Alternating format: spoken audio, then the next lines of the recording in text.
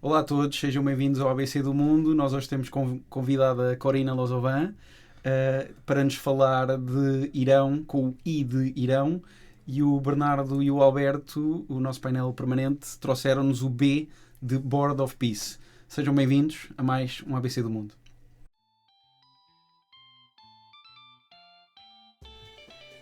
ABC do Mundo, um programa sobre o globo e os seus redondos vocábulos, com Alberto Cunha, Bernardo Valente e Bruno Mourão.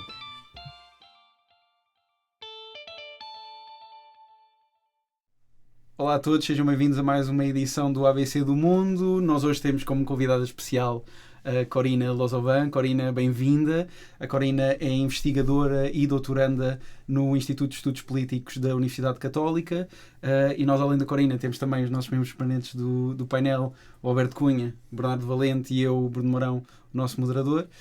E o nosso primeiro tema foi-nos trazido pela Corina, que é o I de Irão. E Corina, bem-vinda mais uma vez. Tu quiseste trazer-nos este tema do I de Irão para nos falar também um bocadinho da situação de instabilidade que o Irão está a viver neste momento. E vamos começar pelo princípio, ou seja, como é que nós chegámos aqui? Esta é logo a primeira pergunta e depois vamos passar então à situação atual, mas explica-nos um bocadinho, como é que nós chegámos até aqui? Antes de mais, boa tarde e muito obrigada pelo convite. É uma honra estar aqui hoje. E muitos parabéns pela iniciativa. É uma excelente iniciativa e eu espero que vocês tenham mais visualizações e consigam inspirar os jovens a se interessarem mais pela política internacional. Relativamente à situação no Irão, eu gostava um bocadinho de falar sobre o contexto, porque é importante para nós percebermos uma linha temporal daquilo que está a acontecer neste momento. Os protestos no Irão não é algo novo, não é? Se nós olharmos para a história do Irão e se formos, por exemplo, até 1890, nós tivemos a Revolução do Tabaco, depois tivemos a Revolução Constitucional em 1905, depois tivemos as mobilizações nacionais na década dos 50, depois tivemos, claro, a Revolução Islâmica em 1979. Curiosamente, no dia 11 de fevereiro celebraram-se os 47 anos de aniversário da República Islâmica. Não sei se tiveram a oportunidade de ver as notícias, mas eu vi um vídeo da Agência Nacional de Notícias do Irão e mostrava uma multidão nas ruas a celebrar esse aniversário. Essa imprensa dizia que estavam por volta de 23 a 25 milhões. Claro que os números estão inflacionados, muitos apontam para 19 milhões, 20 milhões. Isso nos mostra que, de certo modo, há uma parte da sociedade que ainda continua a apoiar esse sistema, não é? E normalmente quem estuda o Irão diz sempre que a sociedade iraniana é um imbróglio, é muito complicada, mesmo estudando há anos e anos, nós nunca sabemos muito bem aquilo que vai acontecer. E é interessante porque os iranianos sabem muito bem aquilo que não querem, mas aquilo que querem já não é assim tão certo.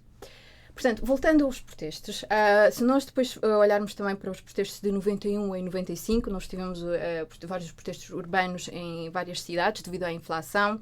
Depois, em 99, tivemos os protestos dos estudantes, quando o jornal Salam fechou, e foi um protesto maioritariamente dos estudantes universitários que protestaram pela questão da liberdade de expressão, pelas reformas do Estado. Também foi um protesto muito importante. Depois, em 2009, foi o Movimento Verde, não sei se recordam, quando foram às eleições com Mahmoud Ahmadinejad e o seu adversário, o Pir Hussein Mousavi, que muita gente não se lembra dele, mas ele na altura desafiou a legitimidade das eleições e, claro, perdeu e, para além disso, foi posto em prisão domiciliária.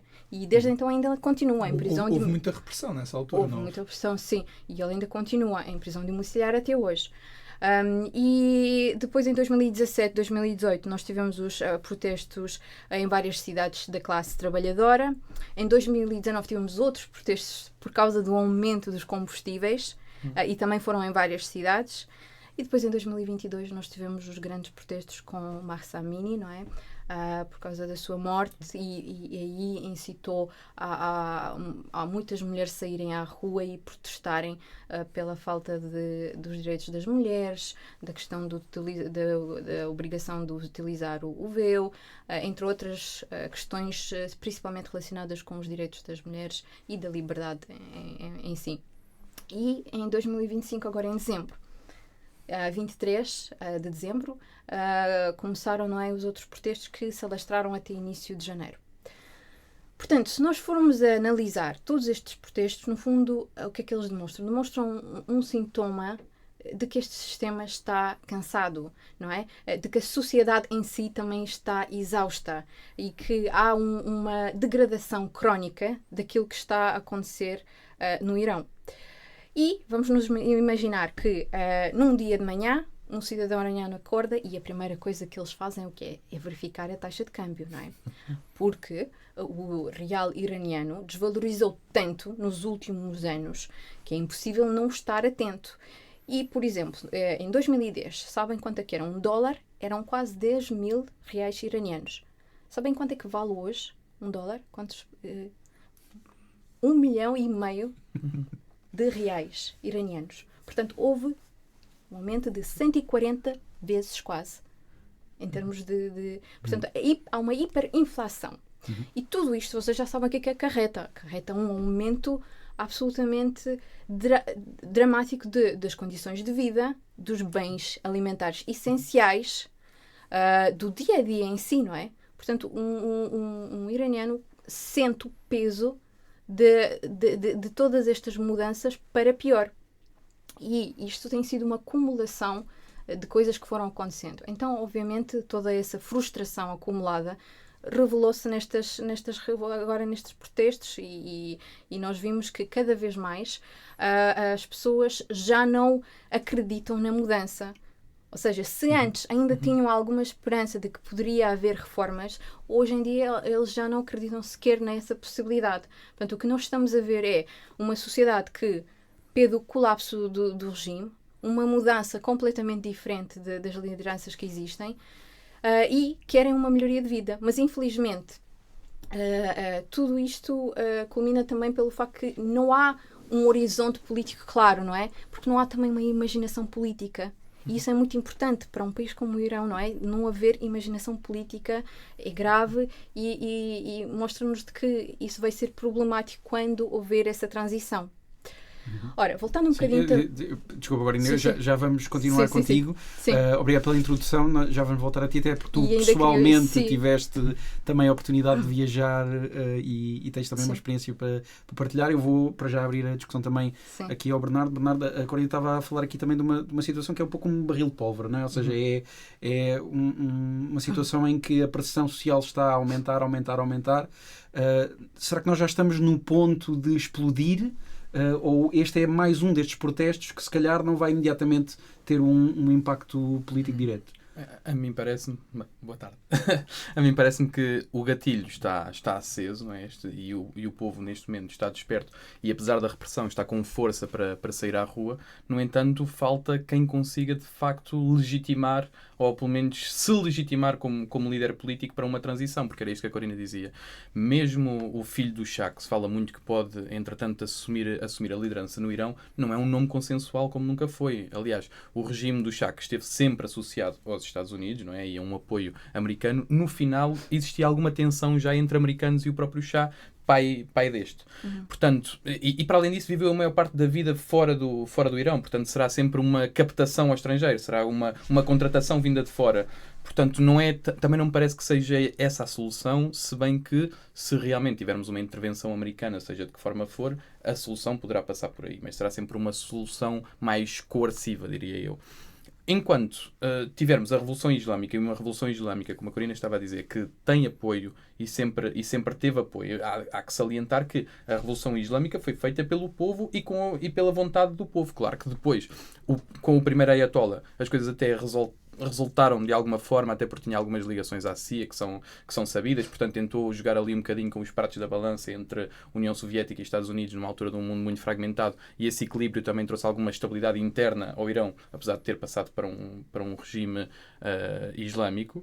No entanto, este Ayatollah claramente extremou as posições, tentou-se assumir como aquele que é o líder do eixo do mundo islâmico, líder do eixo do mundo islâmico está também diretamente associado então à Rússia, à China e por aí fora, e ao tentarem fazê-lo e ao serem pouco claros também sobre aquilo que é o seu processo de armamento, acabou por criar aqui as condições perfeitas para que haja oposição interna e para que essa oposição interna seja de alguma forma também aproveitada pela oposição externa que pode vir, neste caso, dos Estados Unidos. Agora, a solução nunca poderá passar por aquilo que passou, por exemplo, em junho, que é arrebentar com as estruturas nucleares do Irão. Porquê? Porque isso só vai criar ainda mais clivagens entre as duas nações, vai criar ainda mais revolta no povo iraniano. E, para além disso, não sabemos se realmente fez alguma coisa ao programa nuclear do Irão.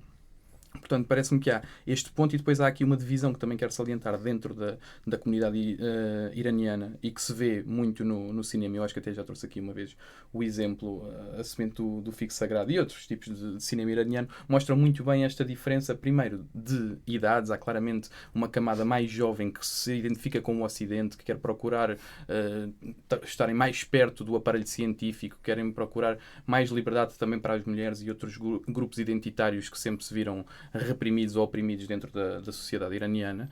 E depois, por outro lado, uma facção mais velha, mais conservadora, que está ainda muito ligada também aos ayatollahs. Isto cria tensões não só dentro do Irão, mas dentro das próprias famílias no Irão. E depois também há pessoas com uma grande diáspora nas suas respectivas famílias. Diáspora essa que está fora do Irão e que impõe também, de alguma forma, ou que traz o bichinho destes valores culturais do Ocidente para o Irão. Por isso é que a primeira estratégia de repressão, mal que se começam a ver alguns protestos, é precisamente acabar com a internet, acabar com qualquer comunicação para o estrangeiro, para que não possam passar essa mensagem, tanto do Ocidente para o Irão, como do Irão para o Ocidente. E, portanto, esta falta de imaginação política, ou seja, o saber que existe este barril de pólvora, mas não saber para onde caminha, e saber que pode acabar, de facto, numa situação parecida com aquela que aconteceu agora com a Venezuela, por exemplo. Não parece que aconteça, porque há uma capacidade nuclear e armamentista diferente da parte do Irão, mas que essa intervenção americana poderá conduzir a uma nova mudança de regime. A verdade é que poderemos...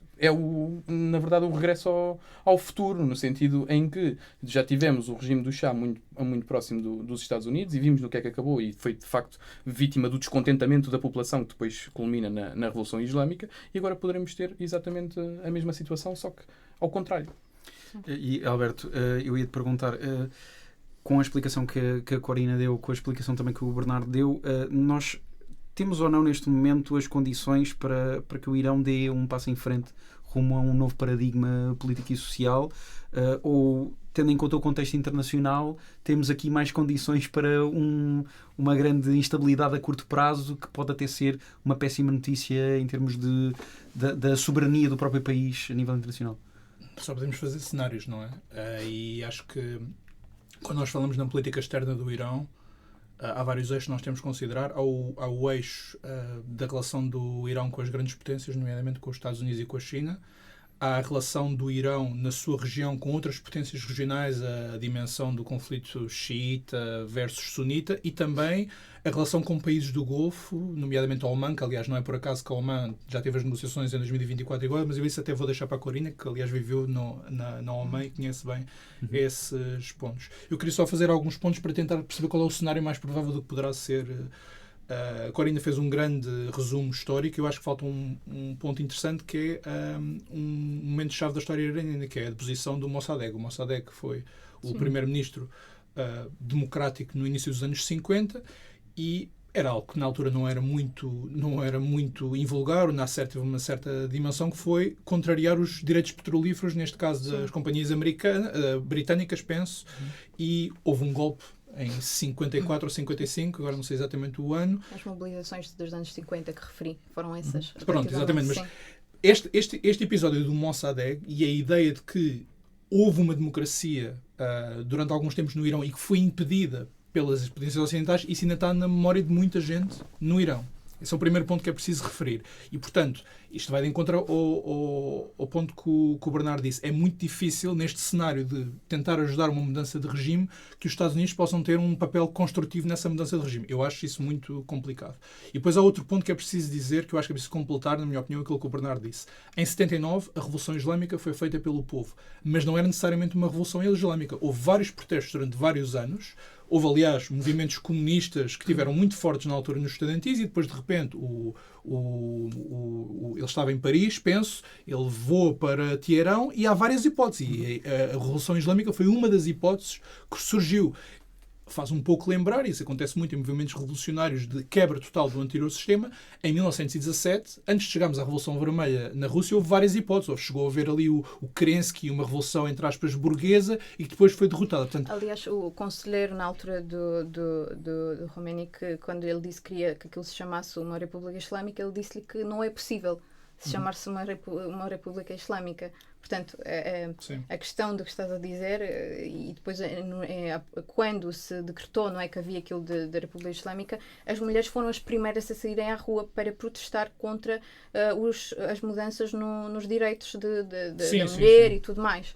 Portanto, não foi um resultado inevitável. Não. Sim. Por isso culminou foi num dos piores cenários. Culminou, na minha opinião, na opinião de muita gente no Ocidente, no pior cenário possível. E depois, logo a seguir, foi a questão da invasão do Iraque ao Irão. E que isso também não se fala muito, mas que aquilo teve um impacto muito grande psicológico na mentalidade do iraniano, não é?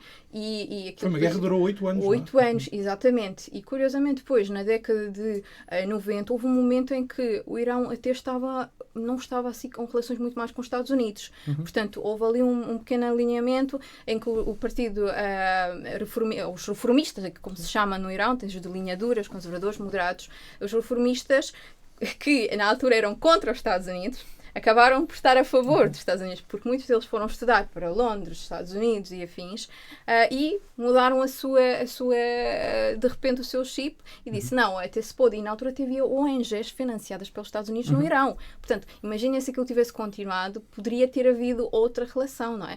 Mas depois o Irão foi para uma via mais ideológica e perfeccionista, no sentido de... mais fundamentalista. Exatamente. E acabou por mudar um bocadinho o rumo daquilo que é o Irão hoje. E depois, na altura da invasão do Afeganistão, não nos esqueçamos que também houve breves momentos de cooperação em que o Irão não se envolveu muito naquilo que os Estados Unidos fez e que até ajudou em algumas questões quando quiseram ir para o Cabul. Pronto, e tudo isto. Reza a lenda que o Saddam, antes de ser executado, disse: se acham que fizeram bem o que fizeram a mim, então têm que ir primeiro ao Irão, porque de facto quem é o grande líder. Eu não sabia disso. Pronto, eu queria só é um mito urbano, acho eu. Aqui a questão dos cenários. Queria fazer 3 pontos importantes. Bem, portanto, existe uma legitimação anti-ocidental por parte do regime muito forte, mas também havia uma legitimação da política externa do Irão que trazia um certo orgulho, um certo... Com estes problemas todos económicos, ao menos o Irão continuava a ser um poder respeitado. Ora, o Irão tem sofrido derrota atrás de derrota geopoliticamente, nomeadamente na Síria, porque a forma como o Irão tem, digamos, exercido a sua influência foi através de proxies que tinha o Hezbollah no Líbano, que neste momento perdeu muita credibilidade, e tinha naturalmente o regime de Bashar al-Assad, que foi o grande, digamos, instrumento externo.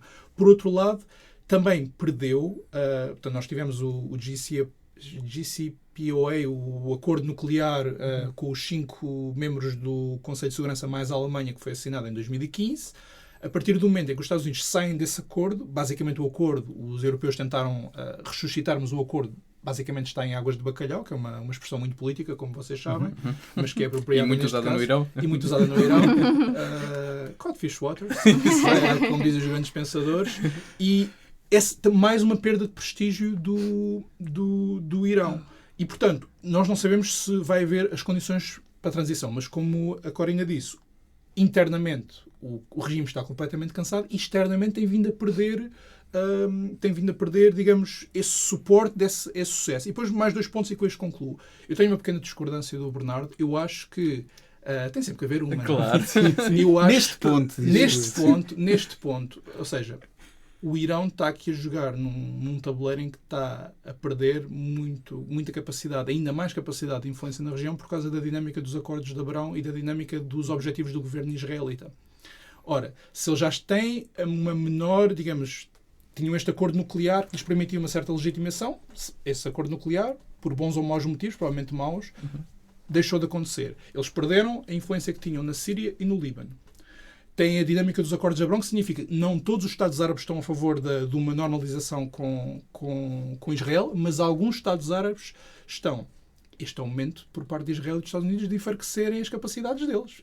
Do ponto de vista puramente geoestratégico, faz todo o sentido. Agora é, digamos, aproveitar enquanto eles estão na mão de baixo. Mas não discordamos aí. Eu concordo com isso.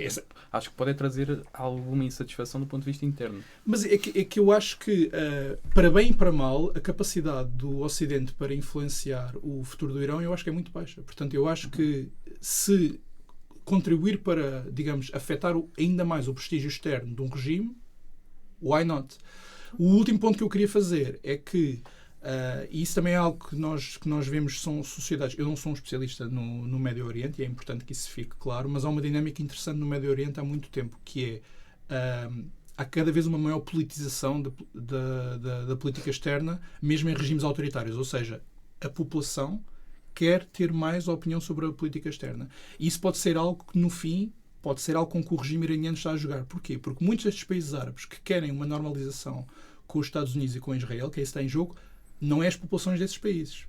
É os líderes autoritários, muitas vezes, que têm acordos económicos. Mas, por exemplo, no Egito e Marrocos, que são dois Estados claros que a liderança já fez vários acordos e várias aproximações com Israel, aquilo que sai quando é perguntado às pessoas é que as pessoas têm uma opinião muito negativa em relação a Israel, nomeadamente depois do que aconteceu em Gaza. Ou seja, será que o Irão, digamos, consegue agarrar-se a esse, digamos, transportar para estas populações e não para esses regimes, eventualmente, este substrato anti-ocidental que ainda existe na região? É que essa parece que ser a única esperança, porque internamente estão fracos, não têm essa possibilidade de ter, digamos, a legitimação diplomática. A China não vai acorrer ao Irão se houver uma crise grave. Podemos também discutir esse ponto. Será que este, digamos, exportar do anti-ocidentalismo vai ser suficiente para o Irão ter novos aliados, que eles agora precisam disso?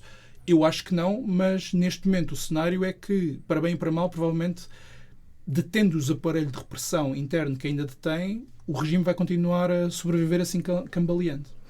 E Corina, eu ia explicar que tu também, por vivência pessoal, também tiveste a oportunidade de conhecer o Médio Oriente também numa perspectiva muito próxima, e certamente que conseguirás, acredito eu, por causa dessas vivências também, perceber um bocadinho melhor o que é que os iranianos podem pensar, como é que eles podem estar neste momento a ver a situação do seu próprio país. E eu, além de pedir para continuares o teu raciocínio que eu há pouco interrompi, ia-te perguntar também, ou seja, numa perspectiva também interna dos iranianos, o que é que tu vês como a diferença significativa destes protestos atuais de outros protestos que aconteceram anteriormente? Ou seja, o que é que agora leva um iraniano a ir para a rua a protestar também? Sim, são vários pontos aqui, e falando um bocadinho daquilo que o Bernardo e o Alberto disseram, que eu acho que é muito importante, claro. E vou começar pelo último ponto primeiro, aquilo da questão da política externa, que eu acho importante. Uma das razões pelos quais também os iranianos saíram à rua é porque cansaram-se do aventurismo do governo iraniano de irem a outros países e, não é, através dos seus proxies, utilizarem, ou seja, e não se focarem tanto no desenvolvimento interno do país. E isso é muito importante referir, porque esta geração nova, como nós falamos, mais de 70% são abaixo dos 40 anos da população iraniana. Portanto, já não tem aquelas memórias da Revolução Islâmica, não tem esses ideais, não tem nada disso. É uma geração completamente diferente. Então, se falamos da geração Z, da geração Millennium e tudo mais. E com tudo isso, esta geração já não vê com os mesmos olhos. E eu não diria que esta geração é anti-ocidente. Portanto, a geração em si não é anti-ocidente. Nós temos aqui um regime que... Mas eu estava a falar de outros países árabes. Sim, ok. De outros países árabes, pronto. Se nós olharmos um bocadinho também para a questão do acordo nuclear, quando o Trump se retirou em 2018, a partir dessa altura houve uma degradação ainda maior. Porquê? Porque no Irão já existia uma certa oligarquia, não é? E com a questão das sanções, essa oligarquia acabou por se cimentar ainda mais. Porquê? Porque começaram a fazer negócios paralelos. Abriram esquemas que contribuem para uma corrupção absolutamente que se alastrou e se alastrou a tudo e a todos. Isso é uma das primeiras questões. Depois temos a questão climática que eu queria referir e que nunca se fala sobre isso. Mas o Irão tem um problema climático grave. É um dos países que as suas reservas aquíferas estão em estado crítico. 4 das suas barreiras estão sem água. Barragens estão sem água. Por outro lado, nós temos o Teherão, que já se referiu algumas vezes, que está com um problema de água, não sei se viram, o Isfahan também. E há pouco tempo estava a ler um artigo super interessante em que falava sobre o hidro-autoritarismo. E estes autores argumentam que Estados que têm uma tendência mais autoritária, estão mais inclinados para esse lado, acabam por investir mais em projetos grandiosos de gestão da água, por exemplo, barragens e desvios de rios, o que acaba por piorar ainda mais a crise hídrica. E se nós olharmos um bocadinho para que cria o controle, não é? Ou seja, cria o controle do recurso. Exatamente, não é? Claro. Controle e não há uma certa gestão do problema, ou seja, há um mau planeamento, não se gera o território de forma correta, não há investimento na agricultura correta que deveria haver, e isso tudo, se nós olharmos para a história, que eu acho que a questão da água é muito importante porque faz parte do pilar da República Islâmica da autossuficiência, que eles promovem muito a questão da autossuficiência. E na década dos 50, o Shah, quando chegou ao poder, ele desvalorizou a agricultura, ou seja, disse que a agricultura não era um campo para se investir, deixou de ser uma prioridade. Não de uma forma intencional, mas acabou por acontecer. E isso tudo acabou por um bocadinho tornar esta questão da água e da agricultura e a tornar-se o problema que é hoje. Então, por exemplo, o Lago Urmia, que é um dos lagos do Irão, que está a 87%, perdeu o seu volume, não é? 87% perdeu o seu volume. Portanto, essa questão também é muito importante para os iranianos, não ter um recurso básico que é a água, que é outra questão. Depois, a questão da corrupção, como eu já referi, e que também está ligada àquilo que o Alberto estava a dizer. Portanto, os proxies noutros países. Eu gostava que nos imaginássemos uma teia de aranha. E isso é o que esta liderança, né, dos guardas revolucionários podemos imaginar, que são redes de poder. E essas redes de poder estão relacionadas noutros países, que eles, não é, estiveram presentes através dos seus proxies, em negócios paralelos, com uma economia em si paralela, e que tudo se interrelaciona, não é? Apesar de terem perdido na Síria, que era um país-chave, que era um hub, não é? Para aquilo que eles estavam a fazer, ainda continuam a ter algum poder.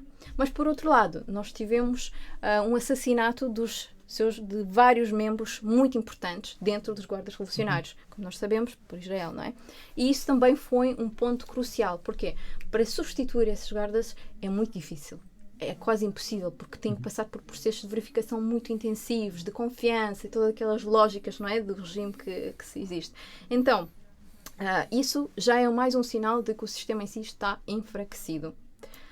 Falando sobre a questão de como é que poderá haver aqui uma transição, e fala-se muito do Shah, e realmente o Shah tem tido uma presença agora cada vez maior, mas o Shah não é, ou seja, tornou-se esta referência no fundo por não ser uma liderança, ou seja, uma não entidade, porque até agora ele nunca esteve nas notícias, nunca se revelou que queria estar presente na transição e tudo mais. E um facto curioso é que ele disse que se ele fizer parte da transição, ele vai arranjar uma forma de incorporar os guardas revolucionários. Portanto, já podemos ver aqui como é que vai ser essa mudança, não é? E porque é que alguém que já está fora há tantos anos diz isso de repente, não é? O aparelho repressivo, qualquer um para manter a ordem vai precisar de alguma coisa, de algum aparelho para manter essa ordem, não é? E não nos esqueçamos que o Irão tem outro exército, que é o Artesh, que é o Exército Nacional, que é o único país do mundo que tem 2 exércitos. Portanto, este exército que protege a República Islâmica. Bom, mas relativamente ao Shah, bom, ele tornou-se essa referência um bocadinho como... há uma música de um cantor famoso no Irão que se diz Bot Parasat, que significa um tipo de ídolo, ou uma coisa assim, e ele parece que se tornou uma espécie de ídolo, que as pessoas estão a pôr o seu cartaz, não é? Um bocadinho como o Andy Warhol. Símbolo da liberdade. É um bocado como o Andy Warhol tem aquelas imagens, não é? Dos seus 15 minutos de fama. E é curioso, mas no fundo é porque a posição iraniana ao longo destas décadas todas foi obliterada, não é?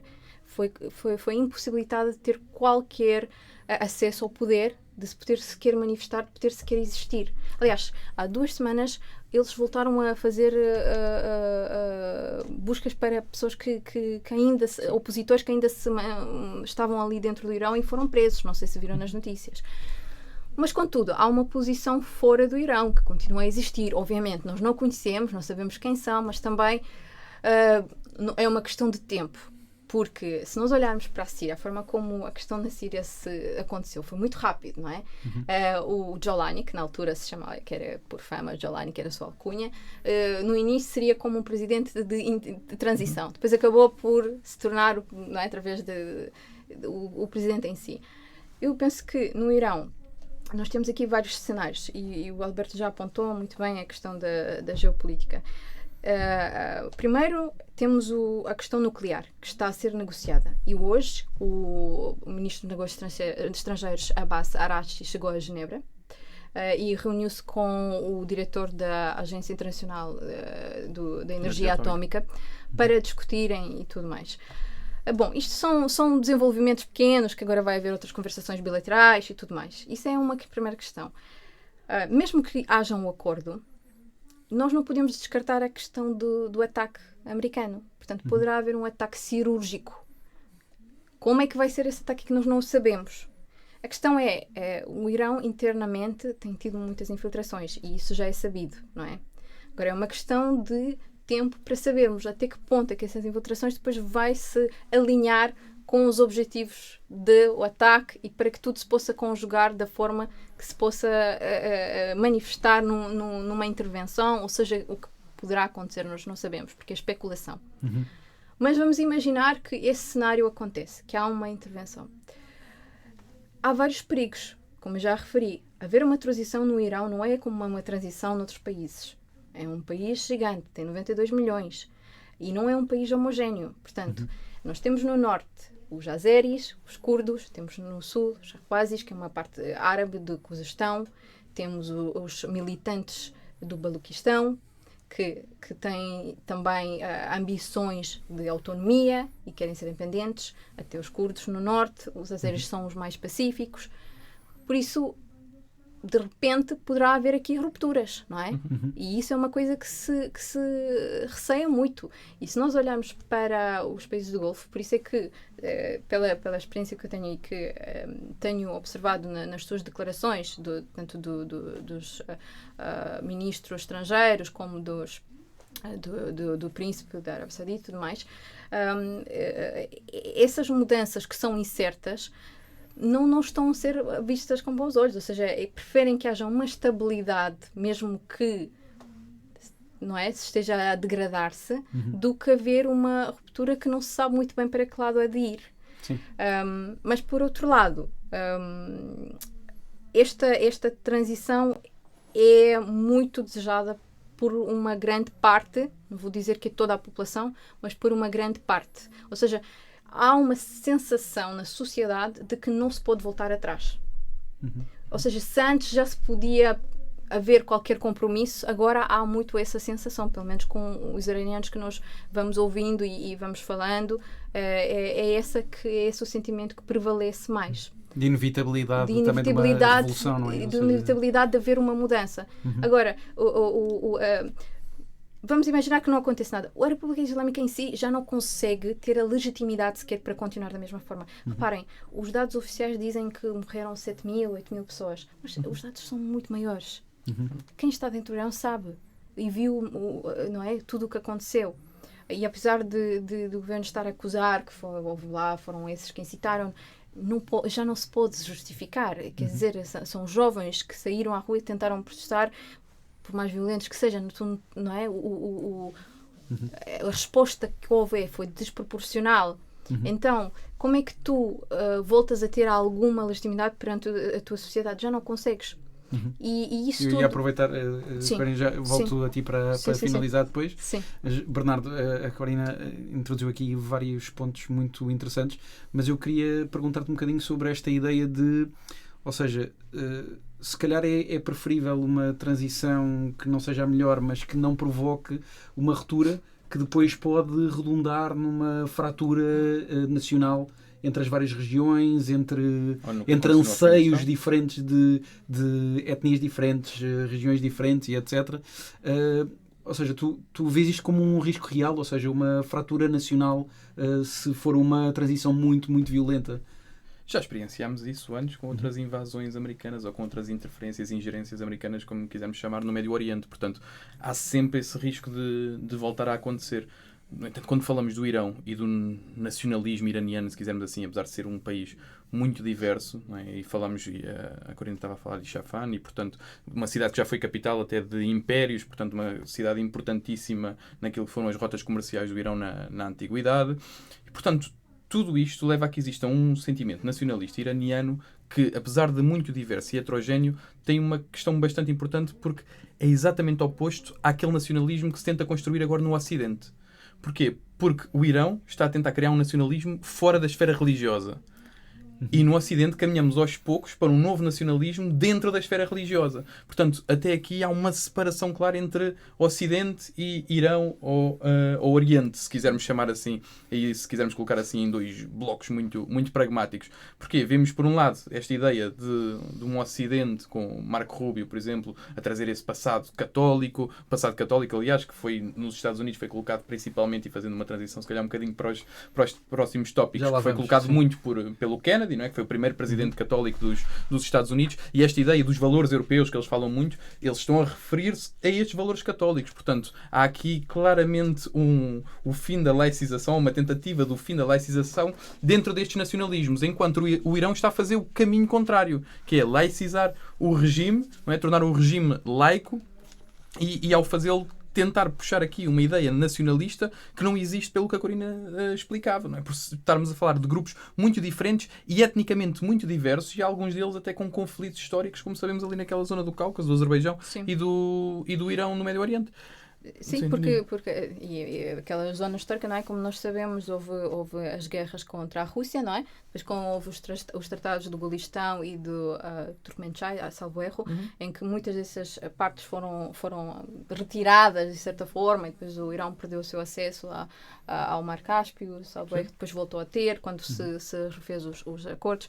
E depois toda essa população, houve ali uma mistura muito grande. Mas um ponto importante que tu mencionaste é que, apesar de toda esta diversidade, há um nacionalismo civilizacional da pujança do Irão enquanto civilização. É uma das muito poucas civilizações do mundo que nunca foi colonizada por ninguém durante muito tempo. Exato. E durante muito tempo não foi. E foram das mais modernas do ponto de vista agrícola. Na antiguidade eram das mais modernas do ponto de vista agrícola. Têm grandes cidades, e que foram sempre grandes cidades e grandes cidades nas rotas comerciais que passavam pelo Médio Oriente.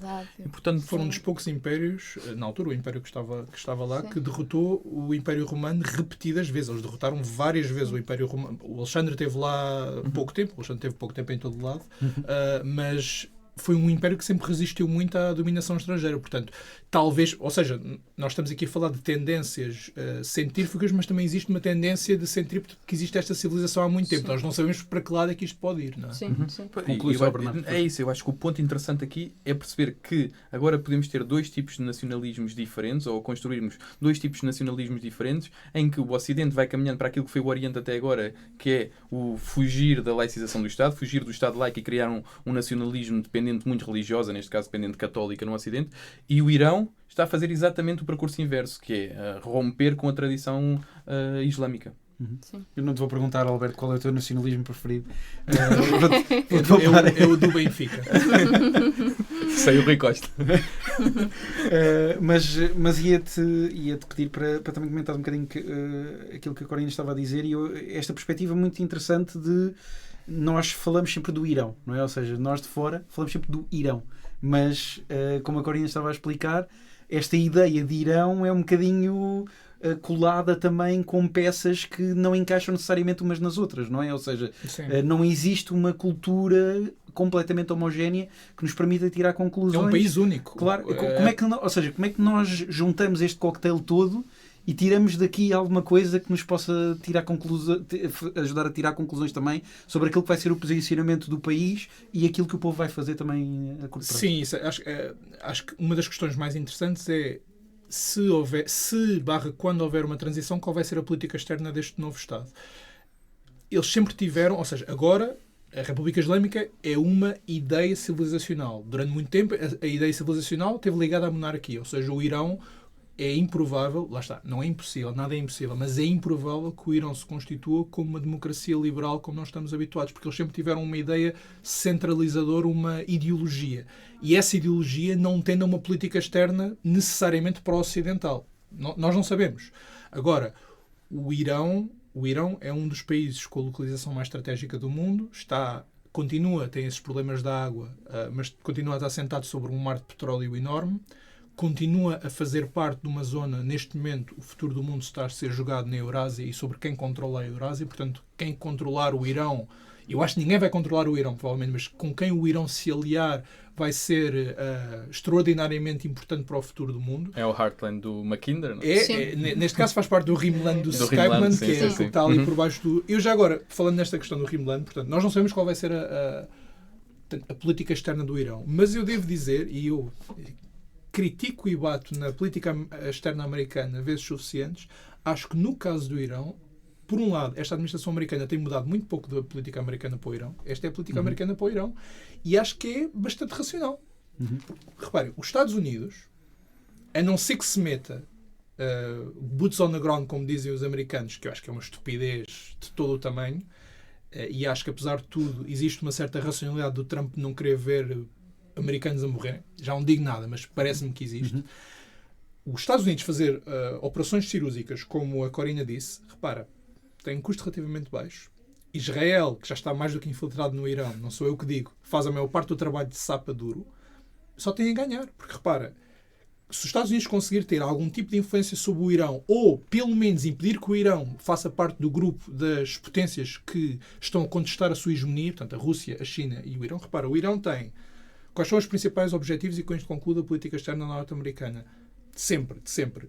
Seja Rimland, seja Heartland. É impedir uma grande coligação anti-hegemónica na Eurásia, ter o Irão fora dessa coligação, grande vitória, conseguir ter aliados que lhe forneçam matérias energéticas, nós falámos até isso no episódio com a Tina Soler, o Irão poderia ajudar nisso, ou seja, ter um Irão ao menos neutro seria uma enorme vitória estratégica para qualquer administração norte-americana. Agora, e com isto concluí, acho que é um bocado o que o Bernardo estava a dizer e um bocado o que a Corina estava, digamos, também a indiciar. Seria mais inteligente para os Estados Unidos, porque aqui não é o Ocidente, a Europa está noutra, e acho que a Europa nem está a jogar neste jogo, para os Estados Unidos é muito mais inteligente tentar influenciar o Irão do que tentar impor uma mudança de regime que teria que ser feito com boots on the ground, que seria provavelmente um erro e seria contraproducente. Mas se os Estados Unidos conseguir, por um lado, ir desgastando o armamento do regime e a sua legitimidade internacional, que já está a ser feito, e dar ali um apoio, seja o chá, seja qualquer coisa, para ter um Irão neutral no futuro, isso seria uma enorme vitória estratégica para os Estados Unidos. E, de acordo com o que a Corina nos diz e com os dados que diz, há toda uma geração mais jovem no Irão que não é necessariamente para os Estados Unidos, mas também não é pró-China, nem pró-regime islâmico, nem pró-Rússia, e, portanto, estaria talvez interessado num tipo de relação económica em que o Irão fosse um país neutral. Isso seria uma enorme vitória estratégica para os Estados Unidos. Sim, e relativamente à estrangulação, não é, do Irão, este desgaste, eu acho que já está a acontecer. Há uma expressão chinesa de um jogo que é o Weiqi, que é o jogo da cerca, em que vai-se estrangulando, não é? O inimigo vai-se rodeando e estrangulando de forma gradual. E, no fundo, porque o Irão é um país que a China tem muito interesse, não é? Claro. Por causa da nova Rota da Seda, porque é um nódulo crítico, por causa do corredor norte-sul e tudo mais. Isso tudo acaba por ser, para os Estados Unidos, uma das razões também que querem que acabar um bocadinho com esse acesso que a China tem ao Irão, porque o Irão, para além de ter petróleo, também tem gás e também tem minerais críticos muito importantes. E nós agora sabemos que o trend são os minerais. Sim, batemos sempre no mesmo ponto, não é? Toda a política internacional deste momento está sempre a bater no mesmo ponto. Ou seja, esse desgaste já está até ver um ponto, como nós dissemos, não, os cenários que já apontamos daquilo que poderá acontecer. Corina, só para concluir este tema também, que Força faz um último ponto. Eu ia referir que a política externa do Irão sempre foi complicada no sentido de que o Irão não confia em ninguém. E pelo que nós podemos ver, em termos históricos, o Irão, apesar de ter relações com vários países, como a Rússia e a China, durante a sua história ele sempre desconfiou das potências que estavam no seu lado. Então isso é outra questão, que o facto de ter essa desconfiança também acaba por não lhe dar muitos aliados.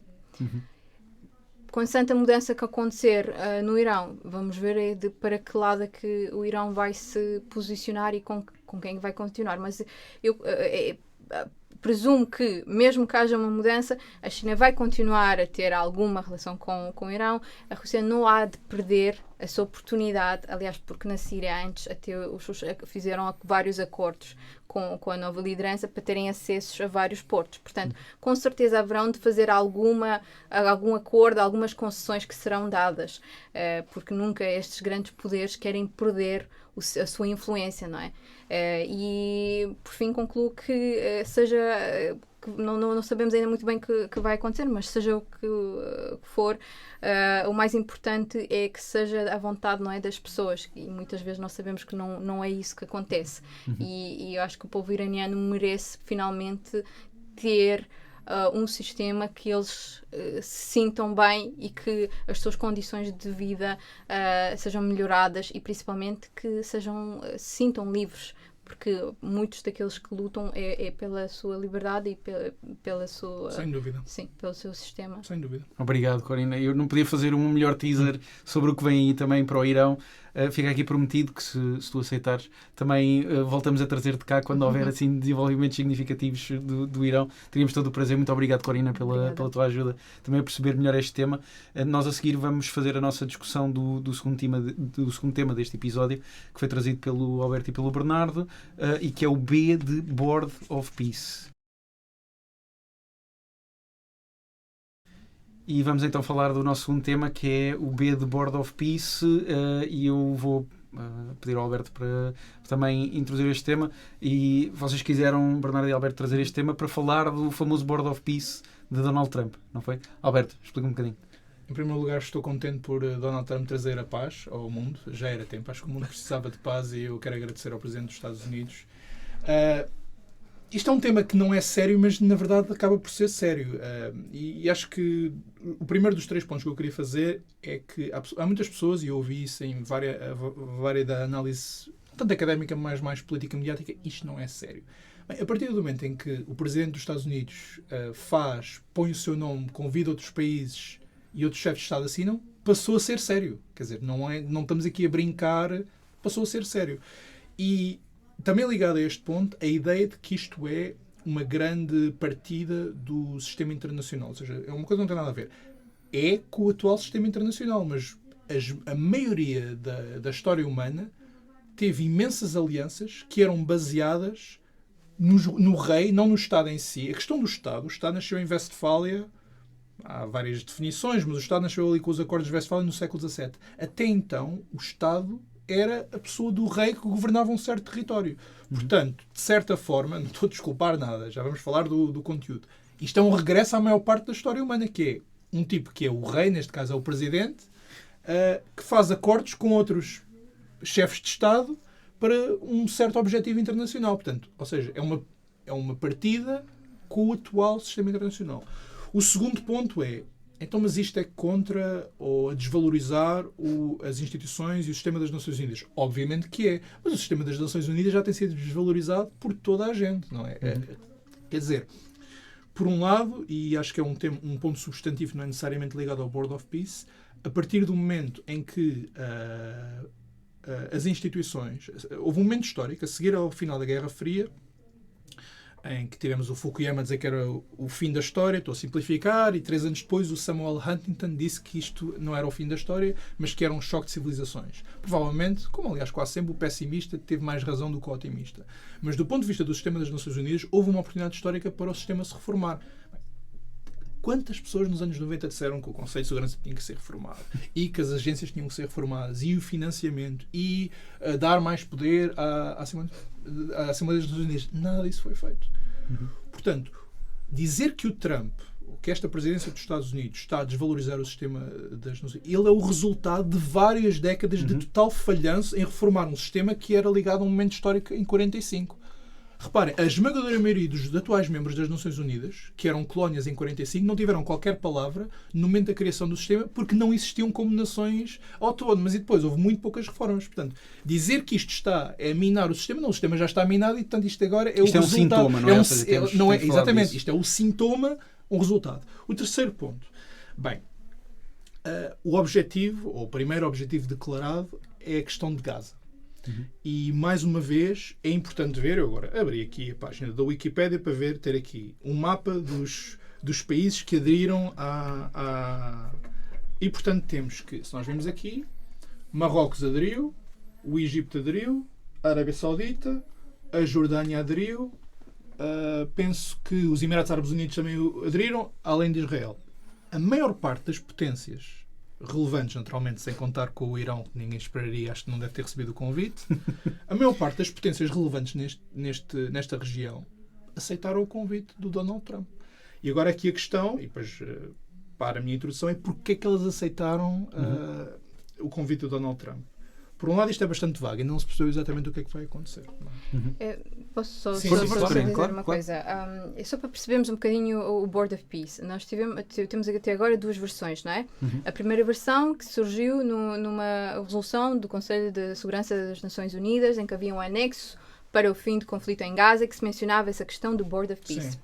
Depois foi a questão em Davos, em que Trump disse que há uma carta constitutiva que este modelo poderia se aplicar a outros conflitos. Isso foi uma coisa muito vaga. Mas ele não disse nada de nenhum detalhe sobre isso. Não deu detalhes. Portanto, eu acho que é sempre uma coisa muito a Trump, que o Trump diz, depois as pessoas começam a fazer conjunturas. O mais importante é nós focarmos para este Board of Peace para Gaza, não é? E como referiste, os países que aderiram são países da região, os países árabes, são os países mais importantes e que têm que fazer parte deste Board of Peace. Aderiram todos. Israel confirmou a sua presença há 4 dias. Portanto, se Israel confirmou a sua presença, significa que eles querem que este Board of Peace avance para que se possa realmente fazer qualquer coisa em Gaza, que se possa finalmente pôr um fim a este conflito. O objetivo é haver um órgão transitório, é gerir o financiamento para a reconstrução de Gaza e outro fator muito importante que é forças de paz. Aí é que está a questão, porque Israel já disse que não vai aceitar, de certa forma, forças de paz, mas já há muitas conversações que estão a ser feitas em background, que nós não sabemos, e que, aliás, no início de setembro, não sei se leram, mas a Indonésia manifestou o seu interesse, a Malásia também. Aliás, a Malásia disse que tinha 20.000 tropas para colocar em Gaza, porque já tem a sua experiência com forças de paz nas Nações Unidas, em Camboja, Bósnia, Somália e além de outros países. O Vietnã também aderiu ao Board of Peace, não Pronto, foi? sim, acho que sim, o Vietnã também. O Cazaquistão, alguns países da Argentina, embora a Argentina não tenha prometido mais nada além de aderir. Portanto, por um lado, nós podemos olhar para este Board of Peace como um certo fórum, que isto não é uma coisa separada das Nações Unidas, ou seja, faz parte das Nações Unidas. Nesse formato. Eu não vou dizer que eles não podem agir, ou seja, não têm esses poderes, eles não têm poder juridicamente. Nós podemos, por exemplo, a Carta das Nações Unidas diz no seu artigo 103 quaisquer obrigações que possam haver, a Carta das Nações Unidas prevalece. Ou seja, mas quem é que vai fazer o enforcement da Carta das Nações Unidas? Mas é assim, uma vez que é dito que vamos assumir que isto é um Board of Peace, um sistema que é realmente para tentar, não é, fazer algo legítimo para terminarmos o conflito, não é? Por isso, eu diria que a ideia em si não é muito clara até este momento, não é? Mas que podemos considerar que até agora não houve outra proposta. Portanto, se esta proposta está a ser apresentada, se estes países aderiram, é porque há um plano para ser seguido. Mas Corina, e antes do Bernardo falar, é que há duas coisas que faltam. É que não há buy-in das instituições americanas, isto não é um plano do governo americano, isto é um plano da administração Trump, é que são coisas diferentes. Sim. Não foi Congresso. E não há a participação, não sabemos qual vai ser o papel da administração da Palestina. Sim, isso é outra questão que também está a ser discutida. Que é um membro observador das Nações Unidas. Sem dúvida. Portanto, não tenho a certeza que faça parte assim tanto das Nações Unidas, do sistema. A questão da Palestina é que deverá provavelmente haver conversações sobre como é que a Palestina pode ser incluída neste Board of Peace, e não nos esqueçamos, o objetivo é a Hamas não ter. Não, isso é um acordo de todos, mas há a administração da Palestina. Sim, e agora é assim, quais as lideranças que vão fazer parte e que não sabemos, porque a autoridade palestina já não tem aquele poder dentro da Palestina, terá que haver aqui uma discussão, e eu acho que ainda é muito cedo falarmos sobre isto, porque não há muitos dados, não há muita informação. Acho que no momento em que nós, não é, quando surgir mais informação, quando houver alguma coisa mais concreta, aí é que podemos realmente avaliar, será que isto é uma coisa válida, que se vai realmente ter resultados e eficácia ou não? E como tu referiste bem, isto é da administração Trump. Portanto, a administração Trump está focada neste momento, o Trump disse, o seu objetivo é terminar este conflito em Gaza. Portanto, é esta a sua solução. Nós não sabemos se isto vai resultar ou não, porque pode depois chegar outra administração e dizer, ok, isto acabou, porque isto não tem nada a ver connosco. Sim, sempre neste momento a administração Trump e as instituições norte-americanas é difícil neste momento ter um alinhamento ou dizer que não acaba na administração Trump aquilo que são as instituições. E não nos esqueçamos que as Nações Unidas já teve muitas razões para tentar chegar a um acordo de paz na Palestina, e que as coisas sempre foram muito complicadas, não é? Sim, e Bernardo, o nosso tempo está mesmo muito curto, mas eu queria até pegar nesta distinção bastante importante que a Corina fez, que é a ideia do Board of Peace para Gaza e a ideia do Board of Peace para além de Gaza. Até porque houve vários países insuspeitos que disseram que talvez até participassem nessa perspectiva, incluindo Portugal, aliás. O Ministro dos Negócios Estrangeiros português disse isso, ou seja, que punha em cima da mesa a possibilidade de participar se fosse estritamente para o tema de Gaza.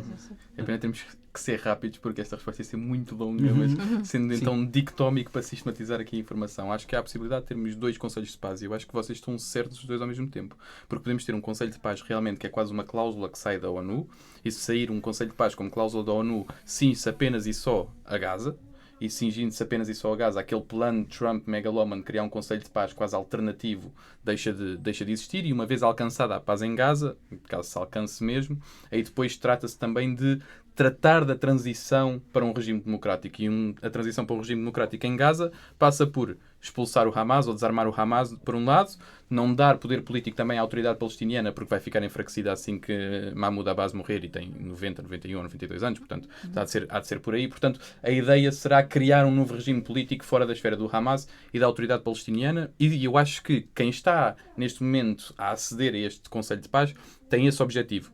O Ministro dos Negócios Estrangeiros português disse realmente que se fosse apenas para Gaza, estava tudo bem. O problema é que se criar aquilo que o Alberto estava a dizer, e acho que era aí a fonte da discórdia, que é se criar uma espécie de um regime alternativo àquilo que é o regime da ONU.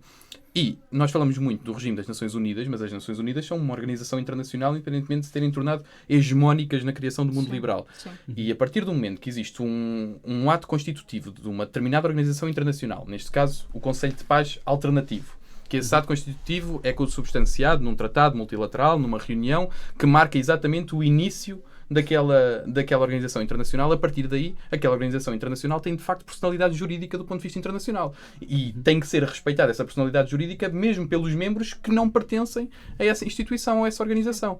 Ou seja, temos aqui uma dupla Nações Unidas, não é? Temos aqui uma alternativa às Nações Unidas e que deve ser respeitada da mesma forma. O problema é para onde é que cai a administração Trump, e se cair realmente a administração Trump para esta ideia de Conselho de Paz, que neste momento lá está, é demasiado incipiente, e não vou estar aqui a fazer cenários fatalistas, mas é aos poucos a morte da ONU caso se crie um sistema paralelo em que haja uma grande adesão de outros países, principalmente das potências regionais, a este ato constitutivo ou depois a uma ratificação desse ato constitutivo. Talvez não a morte, mas uma reconfiguração das Nações Unidas. Vai acontecer aquilo... Para concluir o teu ponto, e depois eu vou fazer uma última pergunta muito rápida para vocês responderem sobre esta questão das Nações Unidas. Claro que a força da Sociedade das Nações e da Liga das Nações, na altura, e dei uma aula sobre isto esta semana, portanto está vivinho. Na Sociedade das Nações, claro que não tinha tanta força como tem a Organização das Nações Unidas hoje. Mas a verdade é que durante um tempo, ainda na Segunda Guerra Mundial, quando se começa a desenhar as estruturas da Organização das Nações Unidas, a Sociedade das Nações ainda existe. E tem praticamente os mesmos membros. E o que é que acontece? A Sociedade das Nações vai ficando obsoleta e, ao mesmo tempo, isto durante a Segunda Guerra. E a ONU vai ganhando força e sendo desenhados os seus mecanismos, instrumentos, por aí fora. E então, em 45, com a Carta das Nações Unidas, aí a Sociedade das Nações percebe, ok, agora posso ir à minha vida que já não estou aqui a fazer nada. E, bom, não quero acreditar que é isto que vai acontecer, mas podemos ter esta possibilidade. Há aqui algo que não sei se estará ferido ou não de legalidade no sistema internacional, e por isso é que me parece que o Conselho de Paz imaginado pelo Donald Trump não é o Conselho de Paz imaginado pela ONU e imaginado por os outros líderes políticos, quase todos, a não ser aqueles que se identificam muito com autocracia ou o que é que seja. Que é esta ideia de terem que pagar um X para se juntarem ao Board of Peace. Isso ainda não é muito... Mas fala-se desta possibilidade. Não estou a dizer que vai acontecer, é pode ser especulação. uma técnica de diversão. Mas fala-se desta possibilidade, Sim, não é? sim. De financiar a reconstrução de Gaza Sim. através de uma espécie de Sim. FII, não é? De uma comissão que tem que pagar à entrada. Sim. Bom, aí parece-me que já não será feita no âmbito das Nações Unidas, porque esse dinheiro não irá todo certamente para financiar Gaza e terá que irá parar aos bolsos de alguém e, portanto, não sei se será das Nações Unidas. E parece-me que existe aqui claramente uma divergência entre aquilo que são as comissões que sempre foram criadas, e inclusive na Segunda Guerra Mundial também, para a devolução de territórios e esse tipo de coisas, e esta ideia de Conselho de Paz de Donald Trump, que inclui uma taxa fixa à partida. Mas existe a possibilidade de se criar este Conselho de Paz e um Conselho de Paz que seja uma alternativa ao modelo da ONU ou que venha complementá-lo de alguma forma a certo ponto. Claro que com a administração de Trump é sempre pouco credível. A Argentina junta-se, e isto, voltando à aula, porque me lembrei de um pormenor, a Argentina junta-se sem promessa nenhuma, sem explicar o porquê se juntar sequer. Não falaram tropas, não falaram dinheiro, Nada, não falaram nada. nada. A Argentina tem um conflito histórico com o sistema da Organização das Nações Unidas. Porque quando se criou a Carta das Nações Unidas, a Argentina tinha acabado de receber grande parte daquele aparelho da Alemanha nazi, não é? Porque fugiram muitos para a América do Sul, muitos deles para a Argentina, e que depois foram aproveitados pela indústria argentina também para modernizar a indústria da Argentina. E por isso é que as pessoas ainda hoje mais ricas da Argentina têm quase todas apelidos que roçam o germânico. Sim, temos mesmo de Pois é, terminar este desculpa, tema, mas já me estava a estender. desculpa, Bernardo, mas eu ia fazer uma última pergunta só para os três e uma resposta mesmo muito rápida que eu ia-vos perguntar é exatamente se a criação de um Board of Peace completo, ou seja, que não seja só para o tema de Gaza, se significa ou não a morte da ONU, na vossa opinião. O que é que tu achas, Bernardo? Eu acho que acontecerá uma situação muito semelhante, claro que a ONU tem outra força, mas uma situação muito semelhante àquela que aconteceu com a Sociedade das Nações. Tornar-se obsoleta naturalmente. Claro que estamos aqui a especular, porque não me parece que a administração de Trump seja propriamente boa a fazer a paz, seja onde for. Mas, de qualquer das formas, existe essa possibilidade de termos as duas em simultâneo a coabitar, e aí abre-se ali uma confusão também dentro do sistema internacional e do direito internacional, principalmente se não tiverem os mesmos membros e se esses membros entrarem de alguma forma em colisão no seu interesse geopolítico, mas há a possibilidade de facto de termos ou os Estados-membros das Nações Unidas que lá continuam e que concordam com aquele sistema liberal que foi criado a acederem àquilo que são as regras e os dictados das Nações Unidas, e depois ter por outro lado estes líderes mais autocráticos e quem se juntou também a estas potências, como já foram aqui referidas, ao Conselho de Paz, a obedecerem também àquilo que são os guidelines ou aos dictados do Conselho de Paz, e termos quase dois direitos internacionais, tendo em conta que o direito internacional está muito condicionado, claro, pela Carta das Nações Unidas e pelo sistema liberal que foi criado. Corina? Eu acho que o mais provável é haver uma reconfiguração das Nações Unidas, porque apesar de passarem por um momento existencial, as Nações Unidas continuam a ser um pilar da nossa humanidade, é o pulmão, de certa forma, do mundo, e este Board of Peace eu considero mais como complementar, no fundo, àquilo que um bocadinho que as Nações Unidas querem fazer, mas que ainda não estão a fazer, que é começar a terem clusters em várias regiões do mundo, certos Board of Peace em regiões onde países podem solucionar ou providenciar soluções locais. A sociedade civil, há outros atores da sociedade, líderes, etc. E isto não é muito fácil de fazer, mas eu consideraria este Board of Peace como uma espécie de experimento, daquilo que poderá ser feito. E mais tarde, as Nações Unidas terão que passar por grandes reformas, porque se não passarem por esse tipo de reformas, obviamente vai se tornar obsoleto e o seu fim estará à vista. Claro. Mas não o vejam fim agora, não. Eu acho que continua a existir e tem que continuar a existir. Nós precisamos das Nações Unidas, mais do que nunca. E Alberto, a tua opinião sobre isto? 3 pontos. Existem vários ciclos na história. O ciclo no qual foi possível uma reforma do sistema das Nações Unidas já acabou. Não vai ser talvez daqui a 30 ou 40 anos um novo ciclo. Se era para fazer a reforma, tinham feito nos anos 90, 2000, 2010. Esse ciclo acabou. Segundo ponto. Não sei se vai...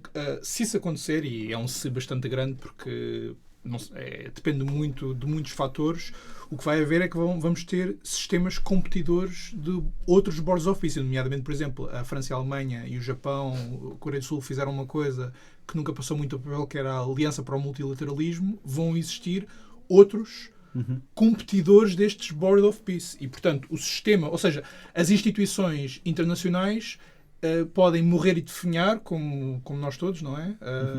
Mas continuam lá, mas ninguém ligar nenhuma e passamos para estes modos alternativos. E o terceiro, acho que isto é um enorme erro estratégico dos Estados Unidos, porque parte da estratégia dos Estados Unidos, e já não é só desta administração, é passar do universalismo para uma lógica regionalista em que eles têm a esfera maior. Só que o problema é que, e acho que é um grande engano dos Estados Unidos, isto é a minha opinião, é que eles achavam que este universalismo, que era consubstanciado nas Nações Unidas, não servia à sua hegemonia, pois eu estou totalmente em desacordo. Era um dos instrumentos principais da sua hegemonia. E a partir do momento em que há uma competição regional e os Estados Unidos desistem de ser a potência universalista, ninguém vai pegar no sistema das Nações Unidas, mas eles, o poder universal que eles tinham, vai deixar de existir. Prova disso, o principal, portanto, digamos, substanciamento geográfico da hegemonia dos Estados Unidos, que é a Europa, não faz parte do Board of Peace e provavelmente até fará um Board of Peace alternativo se existirem. Mas não deixa de ser irónico. Sim, mas porquê é que a Europa tem que fazer parte do Board of Peace, afinal? Fazer o seu próprio Board of Peace. Não, mas é porque a influência da Europa também, até agora, não tem sido como nós queremos, não é? Portanto... Porque há muitas Europas, mas talvez lá está. Talvez esta solução seja mais rápida na própria resolução do que nós achamos. Esta dinâmica de competição é interessante, não é? Porque de repente temos vários blocos a fazer a guerra para ver quem é o melhor a fazer a paz. mas atenção, isto faz parte dentro, porque a resolução para a conflito de Gaza, aliás, quando a França e com a Arábia Saudita propuseram, foi dentro das Nações Unidas. Portanto, nunca foi fora dentro das Nações Unidas. Todos os países que vão proposendo soluções para conflitos, é sempre com o apoio das Nações Unidas. E aí eu acho que... vem a força também. Eu acho que daí vem a força. Eu acho que é sempre importante nós continuarmos a olhar para as Nações Unidas. Obrigado a todos por esta discussão. Nós vamos passar ao um dos nossos últimos momentos também do nosso programa, que é o nosso tema mais leve. Se estiverem recordados do nosso último episódio, o Bernardo foi quem escolheu e o dedo dele caiu no Havaí, portanto o Bernardo decidiu trazer-nos um vídeo e vamos ver agora.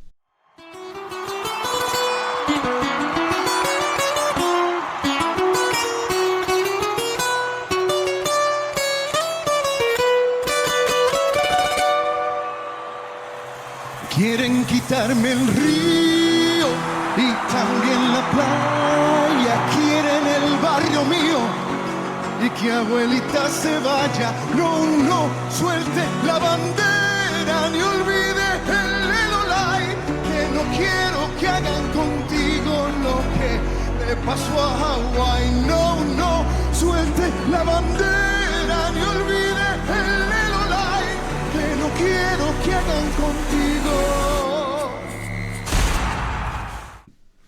Para quem achava que nós não íamos conseguir pôr o Super Bowl aqui no ABC do Mundo, fica aqui demonstrado que nós temos uma criatividade quase infinita. E Bernardo, tu escolheste o Ricky Martin, não o Bad Bunny em si, mas Bad Bunny na voz de Ricky Martin, a mencionar aqui o Havaí, e nós também não temos muito tempo para a discussão, mas explica-nos um bocadinho também porque é que tu escolheste este dia. Metemos aqui um bocadinho o futebol americano a martelo, por também ser grande fã.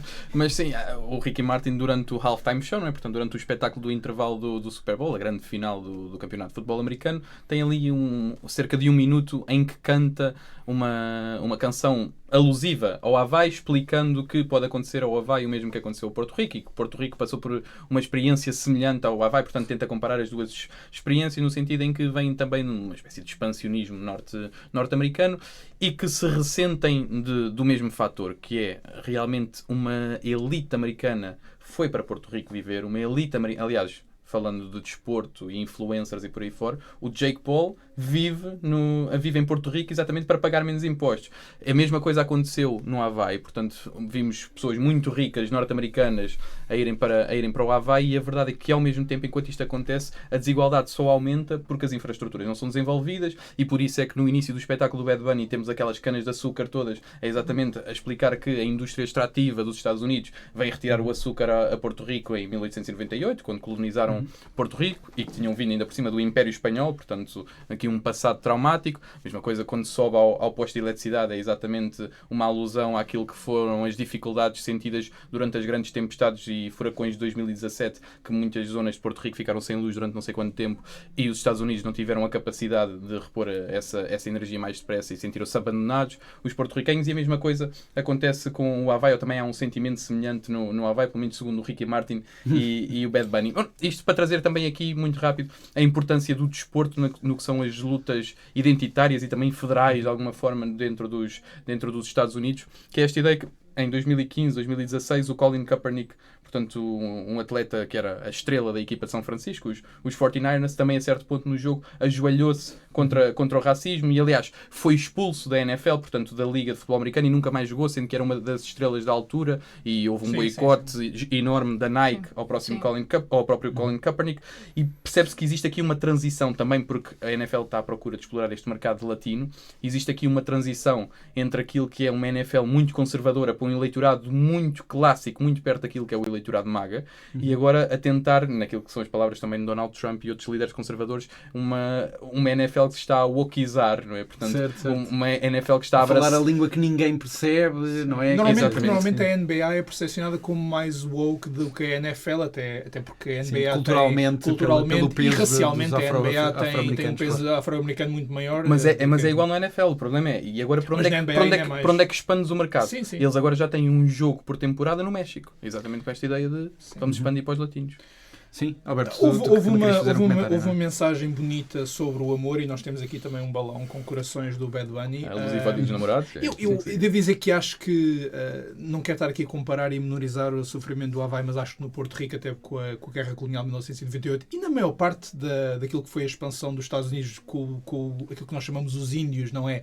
Acho que o sofrimento foi mais do que no Havaí, apesar de no Havaí foi um bocadinho diferente, mas eu quero aqui elogiar o sentido da arte de Ricky Martin, porque há muitos cantores que cantam sobre o sofrimento e o Ricky Martin canta muito mal, fazendo sofrer quem ouve a sua música. Portanto, ele faz-nos sentir o sofrimento. Eu sofri ao ouvir o Ricky Martin e, portanto, isto é arte. É sofrimento do ponto de vista do utilizador, não é? Ao menos não foi como no Mundial de 98, que a música oficial era do Ricky Martin e, infelizmente, durante meses não ouvimos outra coisa. Essa era um jam, como o Living La Vida Louca. Agora, hoje não. Sim, a Corina também teve as suas experiências com o futebol americano na vida privada, não é? A viver nos Estados Unidos. Mas pronto, nós temos mesmo de finalizar. Mas Corina, eu vou-te pedir ajuda para o nosso último momento, porque nós vamos escolher qual vai ser o tema mais leve do próximo episódio. O Alberto vai fechar os olhos e escolher aqui no nosso globo. Eu vou segurar e vou pedir que tu rodes para o Alberto depois selecionar o calho. Força. Okay. Força. Com toda a força. Isto é como fosse num preço certo. Alberto, calhaste o oceano mais uma vez. Antes do tempo, não abri nada. Grande batota. Isto é Açores, mais ou menos. Vamos ter de repetir porque isto foi... Nós estamos muito calma, insulares. Nós colocamos tudo dentro. Força. Eu não sei se isto não vai cair, nós estamos mesmo muito insulares. Ups. Força, Alberto. Eu realmente não abri os olhos. Posso agora? Espera aí, agora vamos chegar aqui o mais perto possível, porque não É tinhas... Canárias ou é Saara Ocidental? É Gran Canárias, vamos dizer que é Gran Canárias. Estamos insulares por natureza. Das duas uma, ou vais escolher sobre Espanha ou vais escolher algo muito específico das Canárias. Fica prometido para o próximo episódio isto. Alberto, obrigado. Bernardo, obrigado. Corina, Obrigada. especialmente, muito obrigado. Obrigada. Este foi o nosso episódio desta semana do ABC do Mundo. Nós voltamos muito em breve. Subscrevam, vejam o ABC do Mundo em todas as plataformas de podcast. Nós estaremos de volta muito em breve. Obrigado a todos. ABC do Mundo, um podcast de Bruno Mourão, Alberto Cunha e Bernardo Valente, com agradecimentos especiais à Casa da Juventude de Odivelas, à família Valente, à família Mourão e à família Cunha.